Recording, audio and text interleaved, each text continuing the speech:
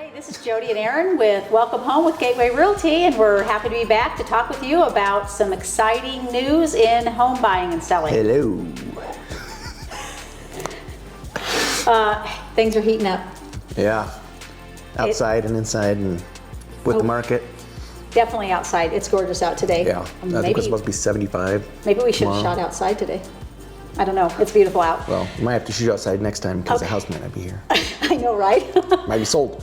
So last week, I think we talked about that. I think that's when things we kind of felt a flip with some homes. Yes, and then I think with news of the interest rates trickling down slowly, but they're still at a downward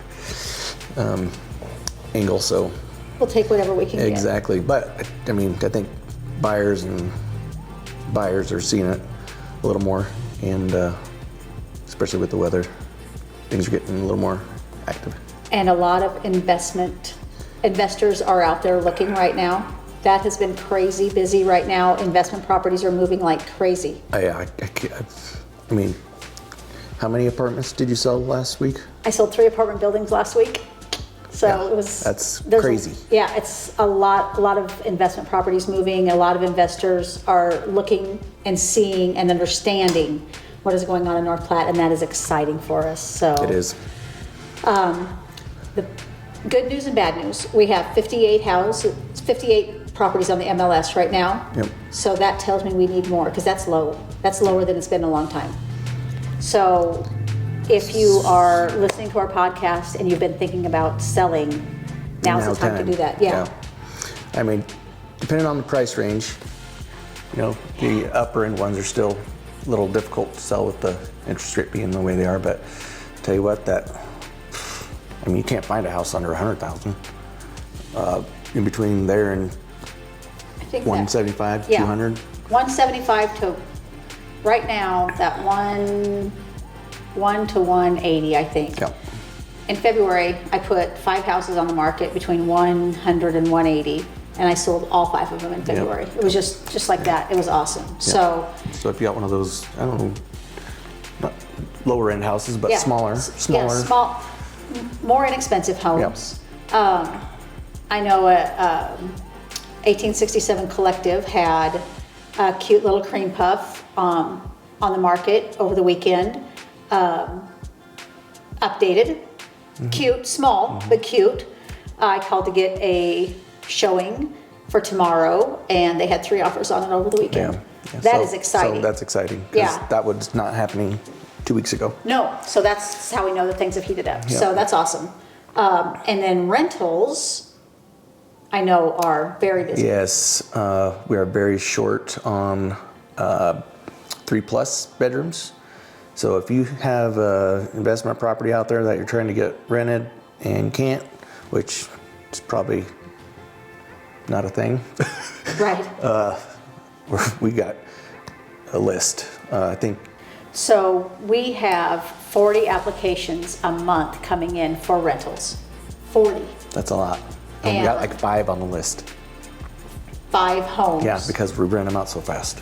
Now we do have a lot of studio apartments, right? Mm-hmm. That are available. Yep. And we have more of those coming, but rental homes, we just are low on. Yep. So if you are thinking about getting into the investment business, which it's a great time right now, and don't know what to do with that home that you have had sitting, or maybe are thinking about that, give us a call, because we have an awesome team. Mm-hmm. We have an awesome team for our property management. Yep. So we would love to talk with you. And we actually have a list of investors looking for investment properties too. So we do. And definitely have those applicants out there. And we have a great screening process. Yeah. From credit to financials to job to referrals. Mm-hmm. We definitely screen them well. Mm-hmm. Well, we are back today with another guest for Welcome Home with Gateway Realty, and today we brought you an inspector. We're trying to be very varied with our guests. Excited to bring you Scott Mustion with A1 Inspections today. Hey Scott, how are you? I am wonderful. Thank you very much for having me. Well, thanks for coming on. We're excited to have you as the weather's warming up. It's so gorgeous outside. I love it.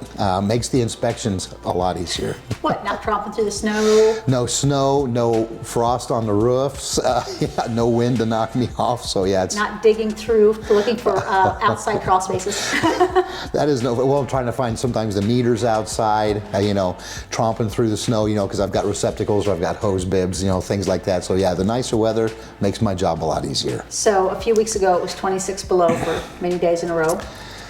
Believe it or not, I showed houses every day. I did a couple of inspections on those days, and it was I tried to find when the wind wasn't blowing. Yeah. And when the temperature was going to be most optimal, which it actually works for me pretty good because most of my inspections I do in the afternoon where I've got the highest temperature possible. And so I try to structure it so I can get in there where I'm not going to get blown off a roof. Or I've been on a roof and had my ladder blow off. And and of course it doesn't do me much good to call somebody in desperation, but luckily I'll just start whistling, and usually there's a neighbor or somebody. Would you just set my ladder back up for me? So I try to find the spot that's not windy or something that way. So speaking of, we're going to talk about the cold weather right away because we're hoping it's on the way out. Yes. Even though Aaron, the other half of my podcast and my business partner, tells me there's a bomb cyclone coming in this weekend. I don't like that. I know, me neither. My body tells me before it gets here. Hey, as we get older, our body does talk to us about the weather, right? It does. It does. So when it's so cold or there's snow on the roofs, you probably don't go up there. No. Okay. And so also when it's cold, when there's snow around, you do dig around for? I got to find, if depending on the age of the house, a lot of the older homes have the water meters outside. They're in a pit, so I usually look for those. Sometimes the crawl spaces are located outside. Okay. I like to look at the windows and things. So, I've got to tromp around that house. I actually went and bought a shovel and carried it with me because when we got that snow, I had like 4 in a row, and I was tired of tromping around, so I started just shoveling a little path. Well, and that worked because occasionally the realtors will bring the buyers by, and that way nobody's getting snow everywhere. But I've got to dig and look and find. A lot of times I look for a sewer clean out. I find the outside receptacles. I try to test every aspect, and unfortunately that involves the outside of the house a lot. And try to stay safe as you're doing it. Yes, hidden ice can be very hazardous. When the roof is covered with snow, I'll usually go up and I carry a broom. I'll try to get to an area where I can see, and maybe a lot of times when the wind is blowing, I don't have to worry about, sometimes there's a corner or a side of the roof that's not covered.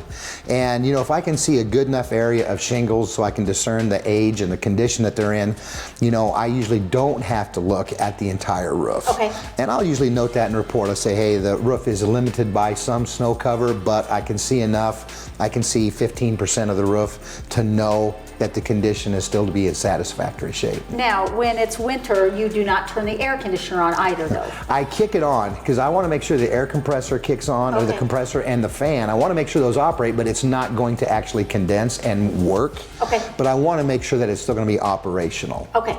Okay. So we're gonna move into spring and summer weather. My favorite.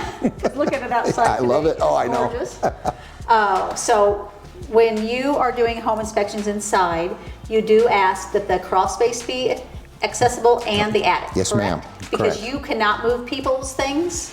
I don't like to move people's things. I just don't think that's very professional. I would hate to, have the liability of breaking something, which, nowadays, since the state has changed some of its statutes, home inspectors are required to register with the state and to carry liability insurance now. So, but I just don't want to do that. I just don't think that's very professional. So I always ask, if there is people that are occupying the house, would you please clear out a space so I can see things? And I've learned now too to not just say the attic or the crawl space. If you have a water meter tucked back behind the stairs somewhere, please clean that area out so I can get in there and see it. So if things that might be need accessible, a lot of people always ask me, well, hey, do you have to see this? Do you have to see this? If it's an appliance, it's not a big deal because an appliance is an easily replaceable object. But other areas, I really want to have access because I want to see the whole home. Okay. How long does a home inspection take? A standard home inspection is about an hour and a half. Okay. I have run into ones Saturday I spent 3 hours on one, but it was a larger house, and unfortunately there were a lot more issues. So if the house is well put together and was built properly to code for when it was built, I usually spend an hour and a half. If I start running into violations and things that give me pause, I'll dig a little deeper. And that's roof to crawl space or basement? Yep, floor to ceiling, inside to out. I want to see every inch of that house if possible. All the electrical receptacles? All the electrical. I want to see, and I will, I'll test every single one. So I'm usually rooting through. I want to make sure all the fixtures are flowing correctly. I like to fill up the bathtub a little ways, flush the toilet a couple times, fill up the sinks. I want to make sure there's no leaks. What if I have one of those jetted tubs? So I'll fill it all the way up.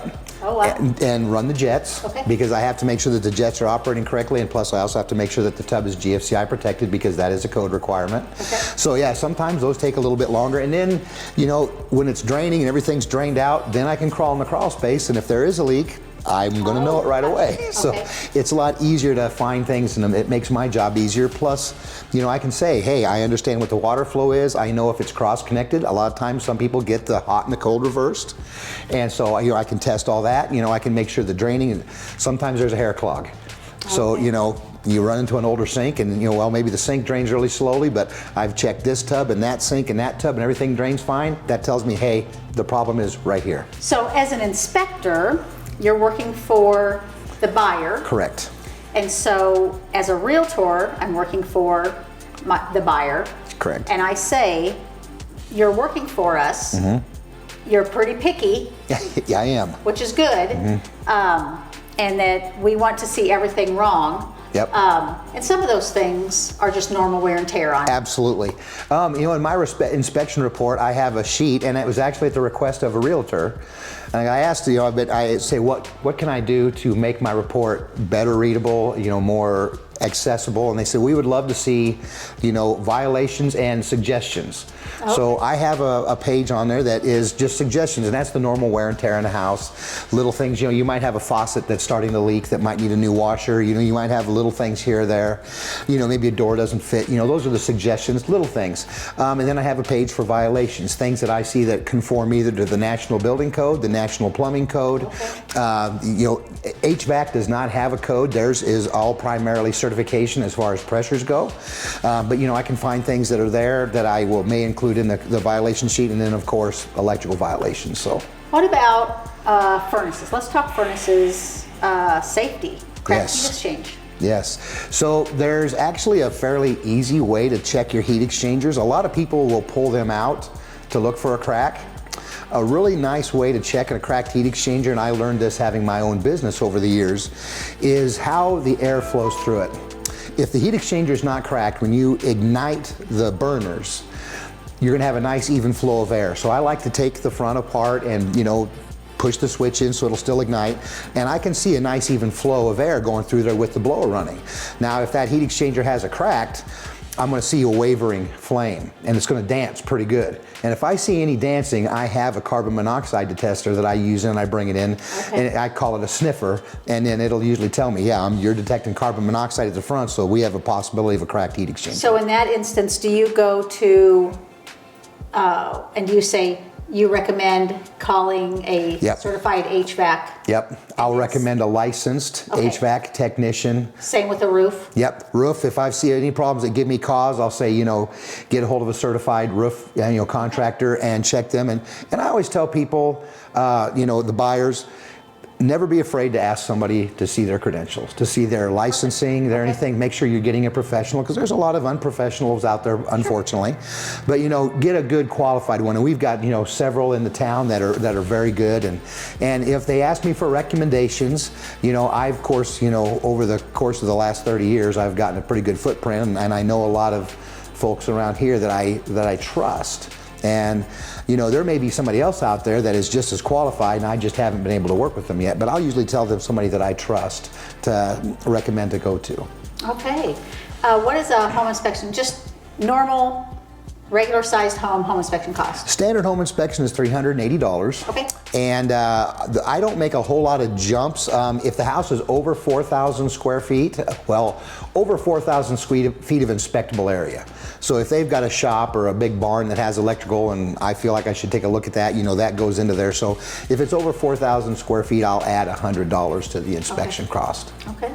Do you do automatic sprinkler systems? I test them, I don't work them. So if it's winter and they're winterized, I completely leave them alone, you know. Okay. If it's summer and they're operating, I'll just go into the switch and I'll just kick it over to a manual station and run through a couple of the stations, and as long as I see a couple of those working, pretty good. You know, they're a pretty simple thing. If you've got one head or something that doesn't work, you know, it might be in one of the zones I didn't tested, that's an easy fix. If you've got a valve that's not operation, usually it'll be flashing a code and I can see that, and if it's not flashing a code and I've run through a couple of the zones, it's okay. Okay. What else can you tell us? You know, I always look at a home inspection like I'd be doing it for myself if I was buying it. Okay. And that's why I'm as particular as I am. I think it's just so important that the buyer never has buyer's remorse. I think they should be able to buy a house, be very comfortable with it, be very happy with it, and not have any surprises. And I try my very best to make sure that there are no surprises. And so sometimes when I first started, I had a lot of realtors that would call me up and say, "My, you're being picky." And I say, yes, but it's better for the buyers. Now, sometimes the sellers aren't really thrilled with me, but I want the buyer to have the best experience that they possibly can. And I want them to be happy, and I want people to be happy with my work as well. So I may be a little particular, but I don't want, you know, I'd hate to have somebody spend the money that they're gonna spend on a house and then immediately move in, find some issues that were detrimental, and just have that remorse. It's like, oh my gosh, I can't believe we spent this, or I can't believe we didn't know this. And I want to do my very best to not have to worry, to eliminate that possibility. So yeah, I will be a little pickier. You know, my average report is 90 to 120 pages long when I'm done. But I've had some bad ones. My worst one actually was a person that owned a business that was, you know, a plumbing business, and they said, "I know the house is a train wreck, but I want to know every single thing that needs done. I want a punch list." And that report was, I think, 303 pages long. Wow. So I put a lot of pictures. If I'm going to have a violation or a suggestion, you know, hey, you should fix this or you should think about fixing this, I want to provide a picture so they know exactly what I'm talking about. They can't say, oh, well, you're writing something up to justify your expense. Like, no, if there's a picture, there's going to be an explanation to it. So sometimes they can get lengthy. My daughter actually does the reports for me. I write them out, she converts them to a PDF file and then emails them, and I send them out. And sometimes she looks at me and she's just like, "Dad." What are you doing? She said, this is an awful lot. But being in the teaching phase, I sometimes maybe I do draw out my explanations a little bit much, but All thorough. I try. Well, Scott, thank you so much. Thank you. Appreciate Thank you for being here. having me. Welcome home with Gateway Realty. I love it. Thank you so much. Okay. All right. So what's going on in North Platte? I went to business after hours Friday night. How did that go? It was good. It was the brothers. They were packed. They were last time I was there too. I haven't gone to a business after hours in a while. You should have came on Friday. You could have rode with us. They were busy. Talked to Gary Byrne from the Chamber for quite a while, and Marla, and had a good conversation with both of them. And Sustainable Beef is moving right along, and they're still on target for their open date in April. Talked about that, and so that's really exciting. And what I've seen lately all over, not only are people gearing up for some St. Patty's Day fun, I see a lot of specials with corned beef and cabbage. But also they're starting the tours for the Sandhill Cranes. Oh my gosh. Can you hear them? Have you seen them? I haven't seen them yet, but I've heard them. I've seen pictures, like you can't even see the sandbars. It's like completely, Oh gosh, I can't wait to go see them. yeah. There was, I want to say hundreds of thousands of them. It was crazy. Well, I'm sure that's what's going to be coming. So Dusty Trails and the Spike, they have these, you can sign up for tours. So that's really exciting. And they bring in, I don't know if people understand that our tourist business here is huge. And so that's going to start, and then we're going to roll right into summer after the Sandhill Cranes. We'll roll right into our tourist business for summer. So Chick-fil-A will only get busier. So I had that for the second time. Chick-fil-A. Yes, it was much better than the first. I think I bought lunch that day. Yes. It's delish. Yeah, it was. Yeah. We enjoyed that. We had lunch at Ribbon Chop House last week. You said it was good. Oh man, French dip, delish. Yeah, it was really, really Yeah, good. So, I haven't had a bad meal there yet. I think we're going to, I think we should, one of our next podcasts, or feature a local restaurant. You could buy lunch. I think that was my idea. Oh, okay. Yeah. You can buy lunch. This was your idea. Okay. Maybe I won't have to buy it at all. Maybe because we're advertising. Oh, there for we go. them. That's a good idea. That's a good idea. How are Village Park Flats coming? They're coming along. They just started on the third triplex on the exterior. It's first floor's done. Second floor's going up. Hopefully this week, maybe the first building will be like ready to tour. Have you had any calls? Oh man, I have calls every week. There was a week there, had one every day. What do you So think the holdup is on people? They want to see a jumping? finished product. They want to see a finished product. And I Okay. think after that, it's gonna go bonkers. That's awesome. It's exciting what's happening with those, and the pictures of them are beautiful. So I'm excited to see inside of them too. Matter of fact, I just had a friend who lives right over here on the corner. She took a picture of it yesterday, and she said, "I'm so proud of you." It's exciting what's happening, Yeah, isn't that is, it? yeah. I'm excited to see the inside. I think once that happens and we do, we get our awesome marketer, Bobby, over there to do some pictures. I think it's going to be Yeah. amazing. So, no, that's, Nothing but up. yep. And then we're going to put a model home down there. Yes, especially if you sell this one. Well, I'm planning on selling this one. Yeah. So Today. we'll put one up. Yes, so this one should go under contract today, and then and then hopefully they'll put one down there. Yeah, it might be a minute before we could do a podcast in the next one, but Yeah. I mean, but I could always do it in the triplex. Oh gosh. Yeah. That'd be awesome. Yeah. Then we can show that off. Yeah. Be great. The team is doing great. Yeah, everybody's doing good. Yeah, the agents are. I loved here today that that they did some business over the weekend. We have a lot of contracts already this month. I was thrilled. So proud of them. It, I can't remember who said it or whatever, but somebody said something about Tracy Whitson on Facebook, and it's like, you're a celebrity.